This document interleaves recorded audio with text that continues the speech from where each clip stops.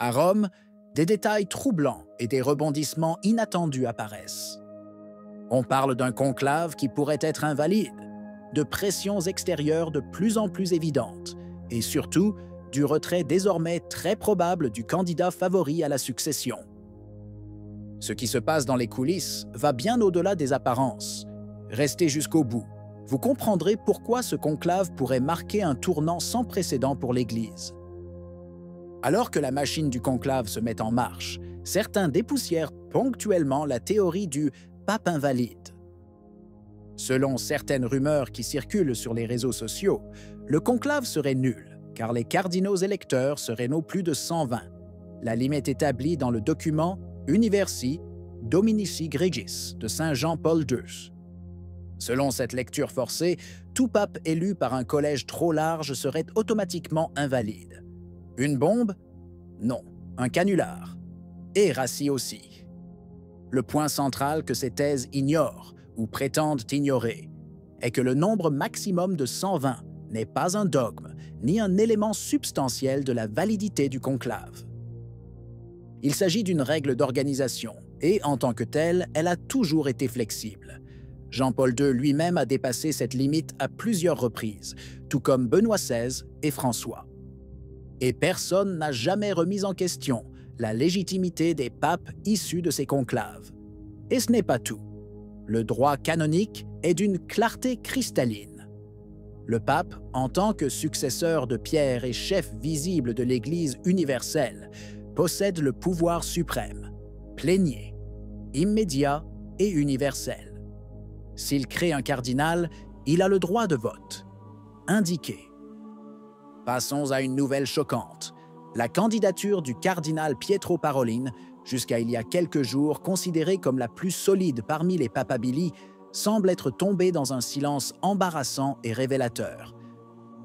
L'homme qui a tiré les ficelles de la diplomatie du Vatican pendant des années en tant que secrétaire d'État apparaît aujourd'hui politiquement isolé, spirituellement tiède et physiquement affaibli. Les faits parlent d'eux-mêmes. Une crise hypertensive soudaine a nécessité l'intervention de médecins à l'intérieur du Vatican, provoquant l'alarme parmi les cardinaux déjà présents à Rome.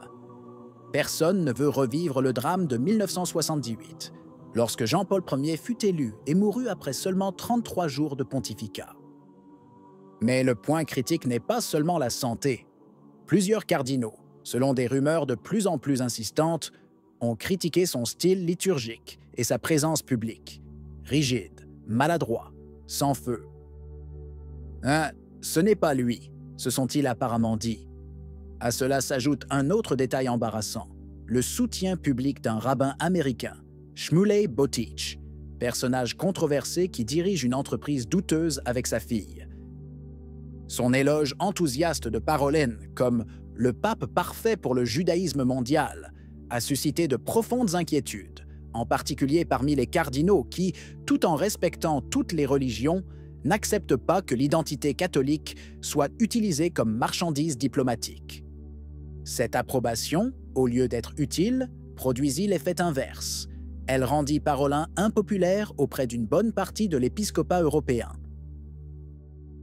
Et enfin, le coup final, Parolin est considéré comme l'héritier direct de l'accord controversé entre le Saint-Siège et le régime communiste chinois, négocié, et non par hasard, par l'ancien cardinal McCarrick, tombé en disgrâce. Un pacte qui a laissé l'Église clandestine en Chine plus vulnérable que jamais, tandis que Rome fermait les yeux sur les persécutions. Son nom, en somme, est aujourd'hui davantage associé au compromis politique qu'à la défense du troupeau. 3, ou peut-être 4, coups. Santé incertaine. La crédibilité liturgique vacille. Des recommandations embarrassantes. Une histoire diplomatique douteuse. Parolin, à ce stade, semble plus utile comme maître de cérémonie pour le conclave que comme candidat. Son temps, du moins pour l'instant, semble révolu. Dans un climat déjà tendu, le cardinal Gerhard Müller, ancien gardien de l'orthodoxie en tant que préfet de la Congrégation pour la doctrine de la foi, a ajouté de l'huile sur le feu. S'exprimant ouvertement sur les excès du pontificat de François, Müller a dénoncé sans détour le risque d'un pape hérétique, affirmant que certains considèrent la papauté comme un siège de pouvoir, plutôt que comme une croix à porter. Une déclaration lourde, mais qui traduit bien l'inquiétude de ceux qui craignent que l'autel ne soit plié au consensus mondial. Dans le collimateur se trouve la synodalité, transformée d'un principe ecclésial en une arme idéologique.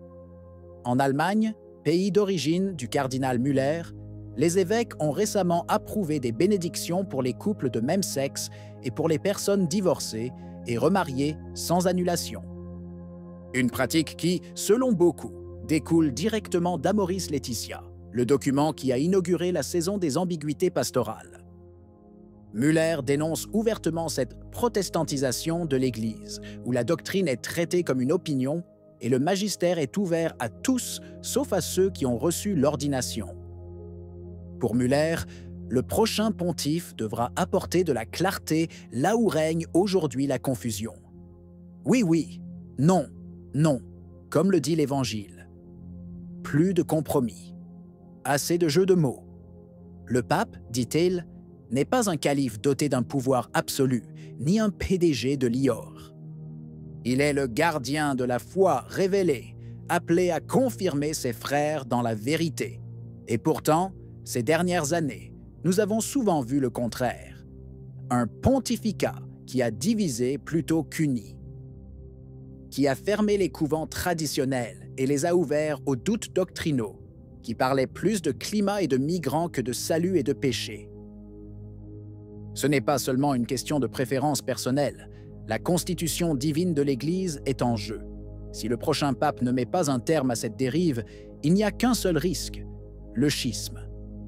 Un mot qui jusqu'à récemment était tabou, mais qui aujourd'hui, au milieu des silences, des abus de pouvoir et des trahisons de la vérité, est murmuré même à l'intérieur des murs léonins.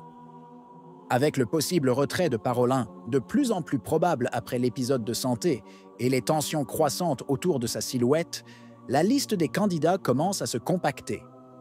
Les noms sont désormais connus des observateurs. Zuppi et Tagle sont les deux visages sur lesquels mise l'aile progressiste, désireuse d'assurer la continuité de l'esprit bergolien. Le premier, italien, aimé pour ses tons conciliants et ses missions diplomatiques. Le deuxième, philippin, déjà surnommé le François d'Asie, très populaire auprès des médias et des organisations internationales. De l'autre côté, plus fidèle à la tradition, le nom de Peter Erdo gagne du terrain.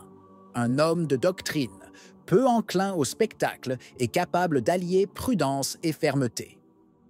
Sa figure, bien que dépourvue de fanfare, pourrait attirer aussi bien les modérés que les cardinaux en quête d'un changement de rythme sans provocation. Restant en arrière-plan, mais jamais complètement hors de vue, se trouve le cardinal Sarah, dont l'élection serait lue comme un changement radical et sans équivoque vers un pontificat du silence, de l'adoration et de l'orthodoxie. Le véritable obstacle, cependant, est le désordre du collège des cardinaux. 10 ans sans rencontres régulières, sans échanges fraternels, ont créé un conclave dans lequel beaucoup ne se connaissent même pas personnellement. Il n'y a pas de bloc solide, il n'y a pas de corde claire. Cela rend le processus électoral plus imprévisible, mais aussi plus ouvert aux rebondissements. Ce sera un conclave fragmenté, peut-être long, peut-être tendu. Mais ce sera surtout le terrain d'essai d'une Église qui a besoin non seulement d'un nouveau pape, mais d'un nouveau départ. Qu'en penses-tu? Si vous avez aimé la vidéo, commentez « Amen ». Que Dieu vous bénisse.